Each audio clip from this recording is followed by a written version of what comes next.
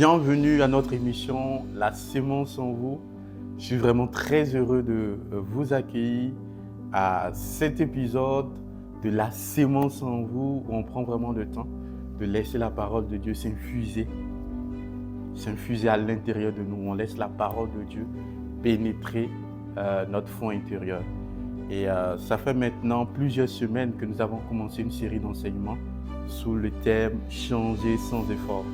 Et ce que nous avons fait au cours des semaines précédentes, c'est que nous avons pris le temps de montrer à quel point la parole de Dieu était importante. En fait, ce que j'ai fait au cours des semaines précédentes, c'est vraiment poser le fondement, poser la fondation et vous démontrer à quel point le changement n'est que possible lorsque vous décidez de placer votre confiance en la parole de Dieu, lorsque vous permettez à la parole de Dieu d'être enraciné à l'intérieur de vous et de commencer le processus de transformation. Parce que le processus de transformation, selon les Écritures, n'est que possible par la parole de Dieu. Et ce changement sans effort dont nous sommes en train de parler est essentiellement lié au fait que vous et moi, nous accordons désormais du crédit à la parole de Dieu et nous la considérons comme étant la philosophie de notre vie. Et ce que j'ai fait vraiment au cours de ces semaines précédentes, c'est de vous montrer au travers de l'étude de Marc 4 la parabole justement des semences avec les différents types de sols. Dieu nous montre à quel point la parole doit être le maître mot de notre vie, l'élément clé de notre vie, la chose la plus importante de notre vie. En fait, on ne peut pas enclencher un processus de transformation en dehors de la parole. Ce n'est pas par le jeûne et la prière que vient d'abord la transformation. La transformation commence lorsque vous décidez de remplir votre cœur par la parole de Dieu. Et nous avons vu que le seul sol qui commence à entrer dans le processus de transformation, c'est vraiment le sol qui reçoit la sémence. Et nous avons dit qu'en fait, ce sol qui reçoit la sémence et dont la sémence commence à germer et aller jusqu'au bout en produisant un rapport de 30, de 60, de 100, n'avait pas plus que les autres sols. En réalité, il avait moins. Il avait moins de ronces, il avait moins de pierres, il avait moins d'épines. Et c'est ce qui a fait la différence. Donc, la transformation commence, le changement commence lorsque vous avez moins en vous. Moins d'incrédulité, moins de doute, moins de vous-même, moins de votre personne. Quand vous décidez de moins accorder du crédit à la chair, à vos cinq sens, c'est en ce moment-là que la transformation commence et c'est là sans effort. Alors aujourd'hui, je vais aborder une nouvelle thématique sur toujours ce thème « Changer sans effort » et je vais traiter aujourd'hui la question du péché. Plusieurs m'ont écrit, ils sont dominés par des vices. Ils sont dominés par des vices qui les mettent à terre. Plusieurs sont dominés par la pornographie, plusieurs sont dominés par la masturbation, plusieurs sont dominés par l'impudicité, par la fornication. Ils veulent sortir de ces situations-là, ils veulent sortir vraiment de cette manière de vivre qui n'est pas la vie à laquelle Dieu les a appelés. Ils sont bien conscients de cela, mais malgré tous les efforts, malgré toutes les méthodes, malgré j'ai envie de dire, les stratégies qu'ils mettent à place, malheureusement, ils sont toujours esclaves du péché. Ils sont toujours esclaves du péché. Alors ils me demandent, mais comment sortir du péché? J'ai envie de vivre une vie qui honore Dieu. J'ai envie de vivre une vie qui plaît à Dieu. J'ai envie vraiment d'accomplir le plan de Dieu pour moi, mais je suis comme bloqué. Je suis comme dans une étape de ma vie où c'est compliqué de sortir de tous ces vices qui triomphent de moi. Où j'ai une vie chrétienne en dents de scie, une semaine de sanctification, 2 mois dans le péché, 2 mois loin de Dieu.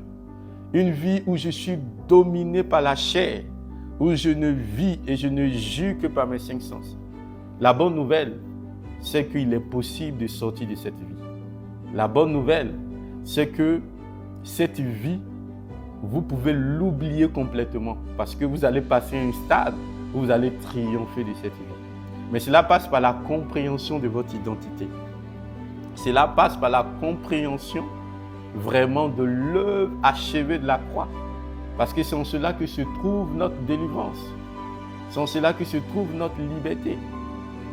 Et donc, tous ceux qui aujourd'hui sont dans une étape de leur vie chrétienne où ils sont dominés par le péché, c'est parce que vous n'avez pas compris ce que c'est que la nouvelle naissance. Vous n'avez pas compris vraiment ce que c'est que la conversion. Et aujourd'hui, je vais commencer dans cette série d'enseignements une thématique et traiter la question du péché. Comment s'en sortir? Comment véritablement sortir d'une vie où on honore Dieu, où on vit la vie de Christ, où on marche dans la sanctification? Comment ne plus justement être ballotté en tout temps dans sa vie par les désirs de la chair?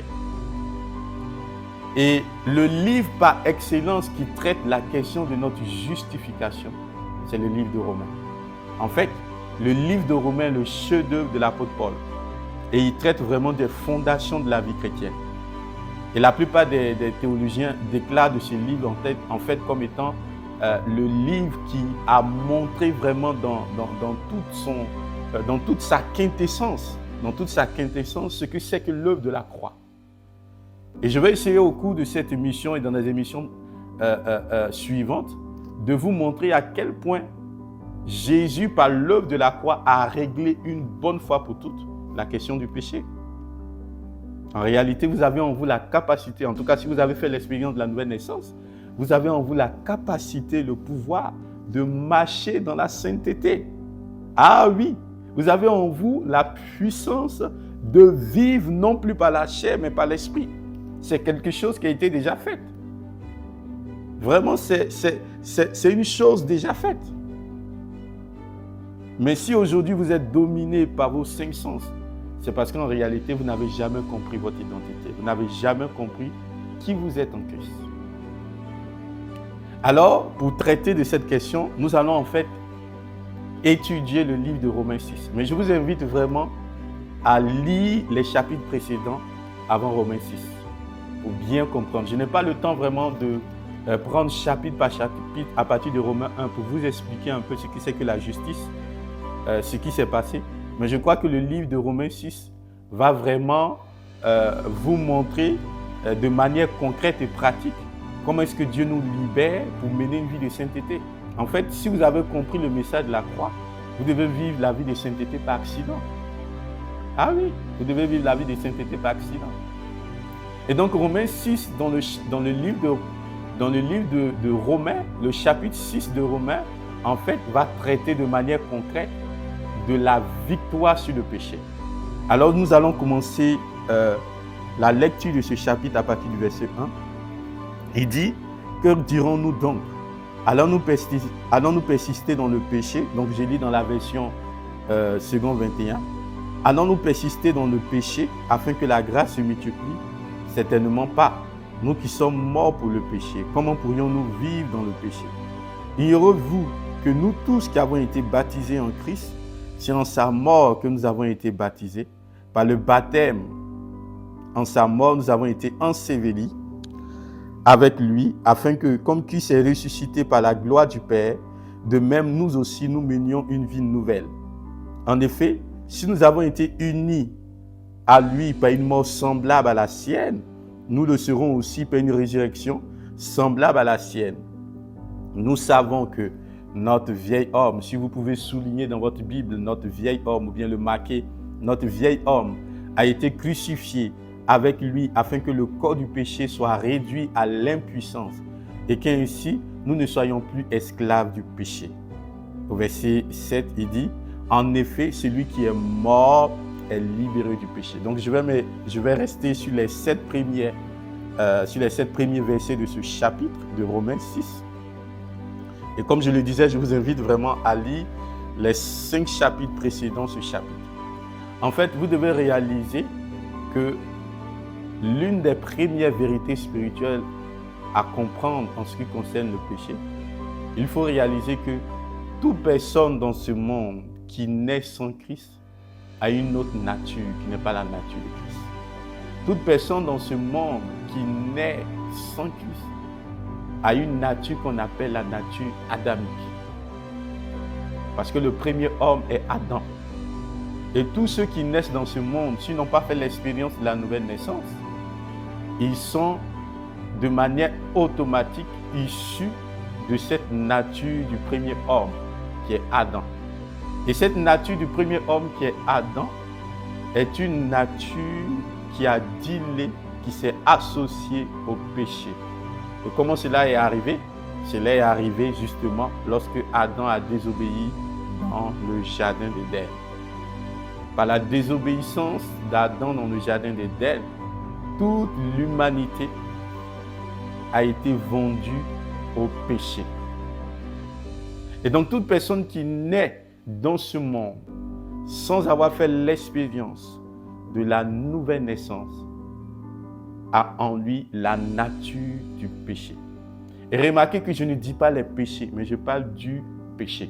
Et le chapitre que nous venons de lire tout à l'heure ne fait pas allusion au péché avec S, mais fait allusion au péché sans S.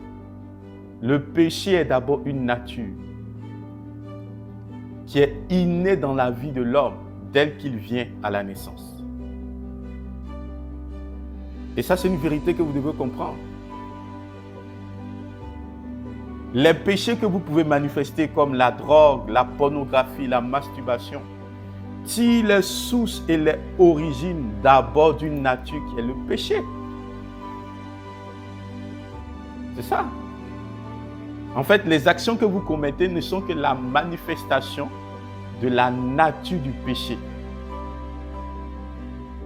qui, elle, dans son usine de fabrication, ne fait que fabriquer des produits finis que sont toutes sortes de vices et toutes sortes de désirs de la chair, comme le dit le livre de Galates 5. Et ça, c'est une vérité que vous devez comprendre. Et donc, le problème de la nature du péché a été réglé par la croix. Par la croix. Ça, vous devez le comprendre. Et comment est-ce que Jésus a réglé le problème de la nature du péché? Nous allons le voir dans l'émission précédente, dans l'émission suivante, excusez-moi. Alors, restez connectés et à très bientôt pour un autre épisode de la sémence en vous.